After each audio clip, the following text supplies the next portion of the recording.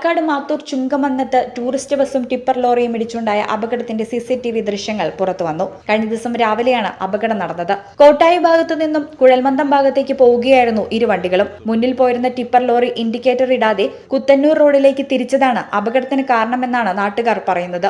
Tipper lorry തിരിച്ചതും പിന്നാലെ വന്ന tourist bus നിയന്ത്രണം തെറ്റി ടിപ്പർ ലോറിയിൽ ഇടിക്കുകയും തുടർന്ന് നിയന്ത്രണം വിട്ട് കടകളിലേക്ക് ഇടിച്ചു കയറുകയുമായിരുന്നു. റോഡിൽ നിർത്തിയിട്ട മീൻ വിൽപ്പനക്കാരുടെ ഇരുചക്ര വാഹനങ്ങളും ബസ്സിനടിയിൽപ്പെട്ടു. സംഭവ സമയത്ത് റോഡിൽ ആളുകളില്ലാത്തതിനാൽ വലിയ അപകടം ഒഴിവായി. അപകടത്തെ തുടർന്ന് റോഡിൽ ഗതാഗത തടസ്സം ഉണ്ടായിരുന്നു. 2 കടകളും പൂർണ്ണമായും തകർന്നു. ടൂറിസ്റ്റ് ബസിന്റെ മുൻഭാഗവും തകർന്നിട്ടുണ്ട്. ഈ ചാനൽ പാലക്കാട്.